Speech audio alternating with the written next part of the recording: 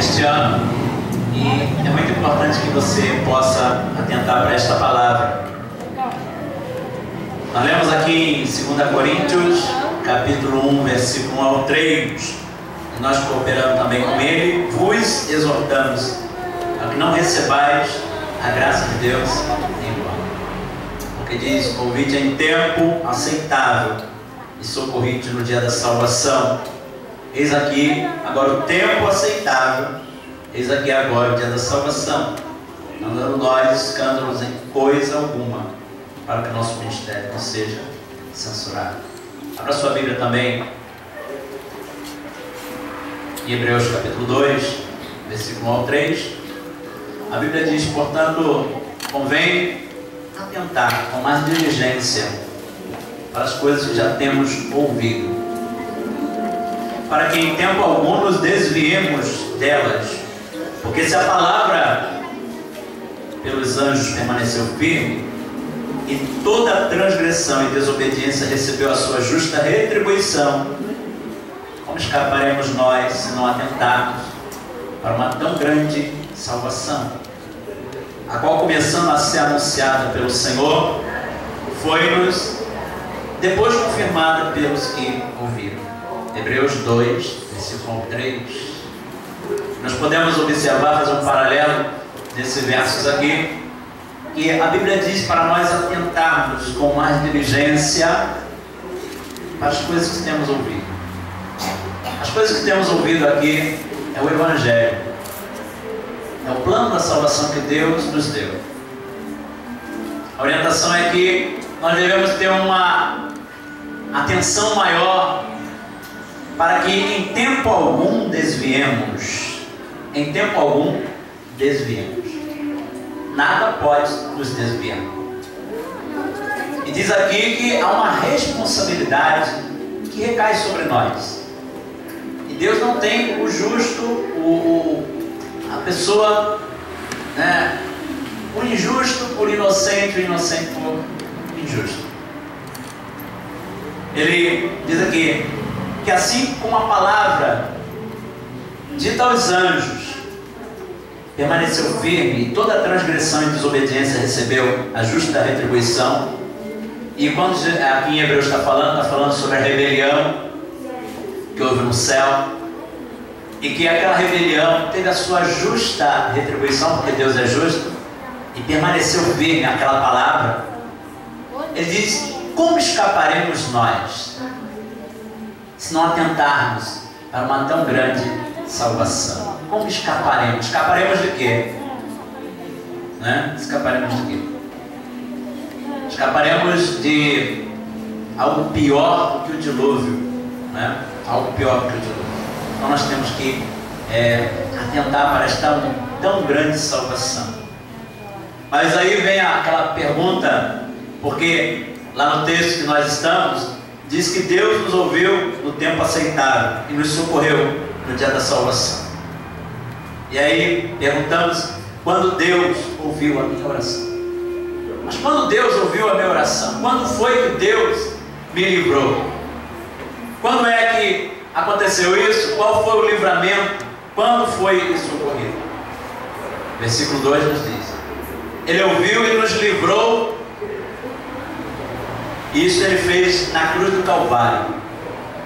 Lá na cruz, por meio da cruz, o seu sacrifício perfeito, Ele nos salvou, nos reconciliou. Através da cruz, todo aquele que se aproximou e se aproxima de Jesus, aquele que crê no sacrifício da cruz, pode ser ouvido em sua oração. Aquele que se aproximou e se aproxima de Jesus, através da cruz, pode ser salvo também. Glória a Deus. Então você pode ser salvo quando você se aproxima da cruz. Você pode ser salvo quando você crê na mensagem da cruz. Você pode ser ouvido por Deus. Isso sucedeu comigo e com você. Amém? Amém, irmãos? Amém. Ele nos livrou algo pior do que o dilúvio. Pior do que qualquer tragédia. Qualquer tragédia que nós podemos saber. Qualquer tragédia que venha até nós, Ele nos livrou de uma tragédia muito pior, que foi a condenação, que foi o juízo condenatório que estava sobre nós. Deus desviou isso de nós. Então Ele nos salvou e nós podemos louvar e bendizer o seu santo nome. Dentro do reino, a Bíblia diz que somos cooperadores. Vamos dizer? Somos cooperadores. Amém? Nós somos cooperadores e desenvolvemos os dons e talentos que Ele nos deu. Não há ninguém aqui que não tenha um dom, não há ninguém aqui que não tenha um talento. Talvez você diga, eu tenho dom. Você tem um dom, você tem um talento, e dentro do reino você desenvolve esse dom e esse talento. Amém? Nós desenvolvemos esse dom, esse talento dentro do reino que Ele nos deu, e cada um de nós tem uma função dentro do reino. Você tem uma função dentro desse reino. Nós temos funções dentro do reino de Deus, e cada função desenvolve e culmina em ser um cooperador. Aleluia. A exortação aqui é para despertar, porque a exortação desperta, coloca, chama para perto e ergue. A exortação tem esse propósito e nos chama para permanecermos firmes. Requer que não recebamos a graça de Deus em vão. Diz aqui, pelo que não recebares a graça de Deus em vão. Aleluia. Mas que graça? Graça tem muitos significados. Graça podemos olhar como um favor imerecido, mas a graça que está aqui nesse texto é a graça transformadora. É a graça que modificou a minha vida e a sua vida. Amém, irmão? Esta graça que está dizendo o texto aqui, que eu tenho que valorizar, que eu não posso fazer ela debalde, é a graça que me regenerou, é a graça que me salvou, é a graça que me restaurou, é a graça que modificou a nossa vida. E diz aqui o texto, não faça desta graça em vão. Não despreze a obra que Deus fez na sua vida, está fazendo na sua vida. Porque nós podemos realizar muitas coisas, mas Deus tem uma obra a realizar na sua vida. Amém, irmão? Amém. Você pode dizer para o teu irmão, Deus tem uma obra a realizar na sua vida. Qual? Aleluia. Devemos valorizar a obra que Deus efetuou em nossas vidas. Amém? Aleluia. Esta graça aqui tem um significado transformador. 2 Coríntios capítulo 5, 17. Você pode olhar, está dizendo, se alguém está em Cristo, nova criatura é. As coisas velhas se passaram e eis que tudo se fez. Vamos agora repetir. Se alguém está em Cristo, nova criatura é. As coisas velhas se passaram e eis que tudo se fez novo. Você não pode andar com coisas velhas. Você não pode andar com velhas atitudes, velhas ações. Não combinam mais com você. Não combina mais com a minha vida. Não combina mais com você que se tornou um cristão. Nova criatura é. Um novo marido você é. Amém? Amém. Um novo marido você é. As crianças suplicam para o pastor, para o seu papai morar na igreja, porque ele é só crente na igreja. A esposa não suplica para o marido, que bom se nós morássemos aqui, porque aqui o meu marido é uma bênção. E vira e mexe, o marido também, que bom que se essa mulher morasse aqui na igreja, ela é uma bênção. Nem os filhos. Nós não estamos aqui com carinha de anjos, não é? Porque Deus nos cobriu com a sua santidade. Amém, irmão? Amém. E a santidade de Deus, ela não está somente na igreja, ela está no nosso dia a dia, ela está na nossa vida comportamental. Aleluia. Somos transformados para transformar. Aleluia. Vamos repetir? somos transformados para transformar. O arrependimento ainda é uma grande ferramenta, né, de mudança comportamental. Se você está com seus pés desviados, se você está com seus caminhos tortuosos, o arrependimento é uma ferramenta de mudança comportamental. Você pode aprender por 3 escolas. 3 escolas você pode aprender: a escola do lar, a escola didática e a escola da vida. Ouça isso, você pode aprender pela escola do lar, pela escola didática e pela escola da vida. E essas 3 escolas, ninguém deixa de aprender. Todas elas nós aprendemos. A escola do lar são os conselhos paternos. Conselho de pai, de mãe. E você não pode desprezar, e a Bíblia diz: honra o teu pai e a tua mãe, para que você viva. Meu filho é assim, minha filha é assim, a escola do lar, você não pode desprezar. Existe a escola didática, onde estão os nossos educadores, muito mal pagos, por sinal, mas estão lá. E existe a escola didática.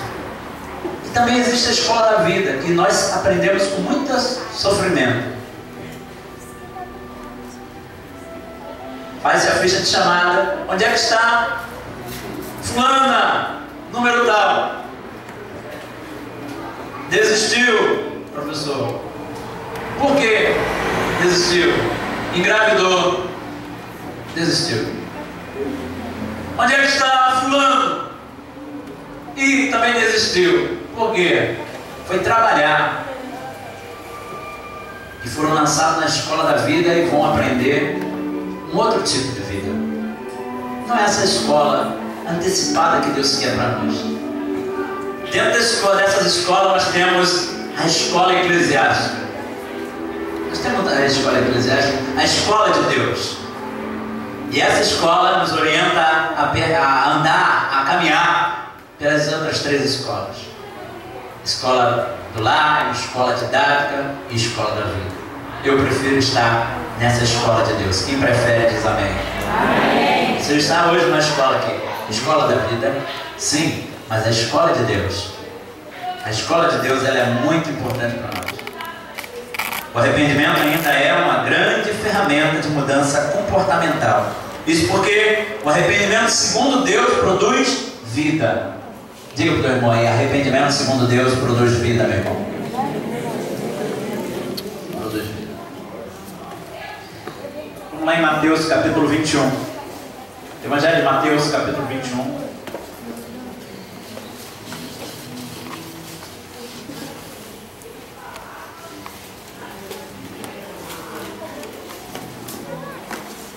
Leia com atenção, não se desespere. É bom ler a palavra do Senhor. Talvez você essa semana inteirinha não leu nada, mas agora você está lendo. Amém, irmão? Em Mateus capítulo 21, versículo 28 a 31, voltando a falar sobre que o arrependimento é a melhor ferramenta para a mudança comportamental. Em Mateus 21, versículo 28, diz assim: mas o que vos parece? Disse Jesus. Um homem tinha 2 filhos, e dirigindo-se ao primeiro, disse: filho, vai trabalhar hoje na minha vinha. Ele, porém, respondendo, disse o quê? Não quero. Vamos repetir? Não quero. Mas depois respondeu, arrependendo-se, foi. Vamos repetir? Depois, arrependendo-se, foi. Primeiro ele disse que eu não quero, mas depois ele se arrependeu e foi. É isso? E dirigindo-se ao segundo falou de igual modo: filho, vai trabalhar na minha vinha. E o que disse o segundo? Vamos lá? Eu vou, Senhor, e não. Vamos de novo? Eu vou, Senhor, e não. Qual dos dois fez a vontade do Pai? Disse Jesus, né? E os discípulos disseram: o primeiro. Em verdade vos digo que os publicanos e as meretrizes entram adiante de vós no reino de Deus. Nós estamos falando sobre missões, nós estamos falando sobre obra de Deus aqui, nós estamos falando sobre compromisso, nós estamos falando sobre assuntos espirituais.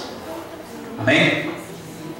O arrependimento é a ferramenta eficiente para a mudança comportamental. O que passou pela cabeça daquele primeiro filho? Você observa aqui, irmão, que ele disse que não iria. E você não vê o pai forçando ninguém. Você não vê o pai dizendo: você vai estar de castigo. Não, porque aqui o pai é o próprio Deus. Deus respeita o nosso livre-arbítrio. Deus respeita o teu livre-arbítrio. Ele chama você para trabalhar a sua vinha. Ele chama você para trabalhar no seu reino. E muitas das vezes nós, já restaurados, já regenerados, já recebemos a graça de Deus, né? Fazemos da graça em vão. E dizemos na nossa precipitação: eu não vou.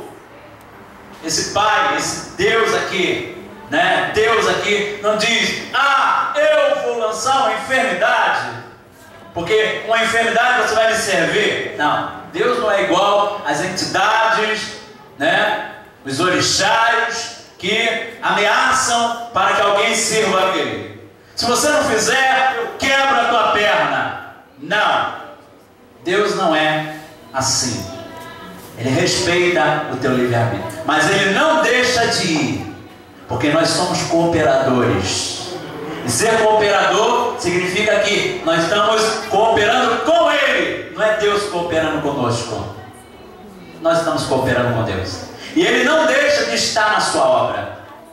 Ele não deixa de estar. Eu vi uma mensagem interessante essa semana que diz o seguinte: se você não exercer a sua função, Deus vai levantar alguém melhor do que você, e a função vai ser realizada.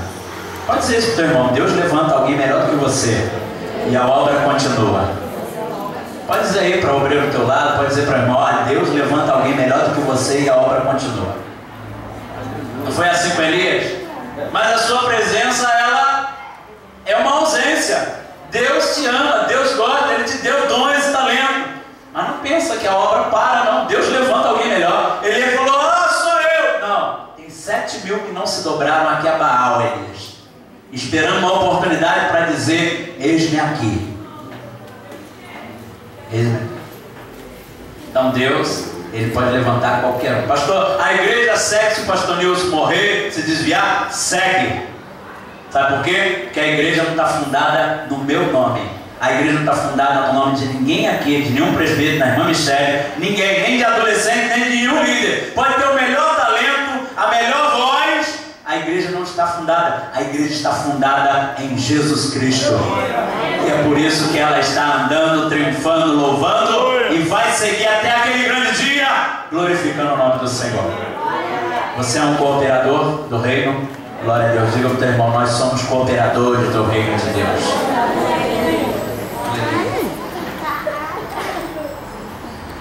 Ser cooperador do reino de Deus. O que passou por este filho aqui? Esse filho aqui, ele pensou.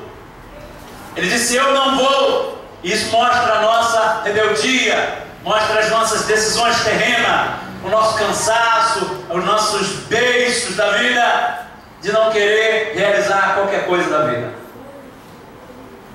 Não é? Mas o Espírito Santo iluminou a mente deste filho e falou: eu tenho feito a minha obra na tua vida. Deus liberou a graça dele sobre você, meu irmão. Deus liberou a graça dele sobre esse ministério. Deus liberou a graça dele sobre a minha vida. Deus liberou a graça dele. Ele transformou a nossa vida. Ele transformou a vida deste filho. Os dois.